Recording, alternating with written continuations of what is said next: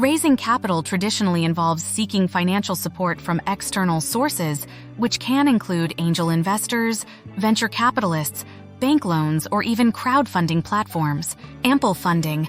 One of the primary benefits of raising capital is the potential to secure a substantial amount of funding. Resource access. Beyond financial support, investors often bring a wealth of knowledge, experience, and networks which can be invaluable to a growing business. Risk sharing. Raising external capital means that the financial risk is shared. Investors assume some of the risks, which can alleviate a significant burden off the entrepreneur.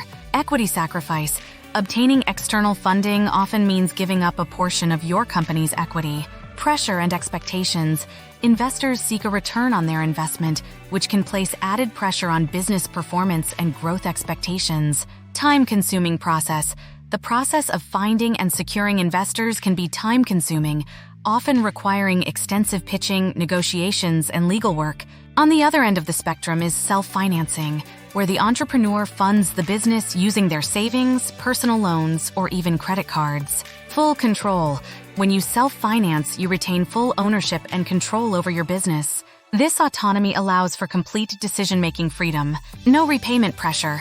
Unlike loans, self-financing does not come with the pressure of repayment schedules or interest rates. The financial success of the business directly benefits the owner. Simplified process. Self-financing is typically a more straightforward process without the need for extensive pitching or complex legal agreements. Limited capital. Self-financing often means limited funds. Increased personal risk. The entrepreneur assumes all the financial risks. Growth limitations. Limited funding can mean slower growth. When deciding between raising capital and self-financing, there are several factors to consider. Business type and industry. Certain types of businesses or industries are more capital-intensive. Growth ambitions. If rapid growth and scaling are part of the business plan, external funding might be more appropriate to achieve those goals within a shorter time frame. Risk tolerance. Entrepreneurs need to assess their comfort level with risk. Resource needs. Beyond capital, consider if the business would benefit from the resources, networks, and expertise that investors typically bring. Long-term vision.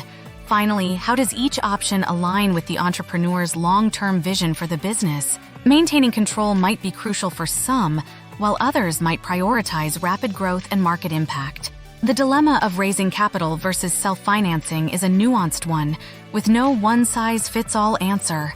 New business owners must weigh the pros and cons of each option, considering their specific circumstances, business goals, and personal preferences. Understanding the implications of each path is key to making an informed decision that aligns with the entrepreneur's vision and aspirations for their new venture.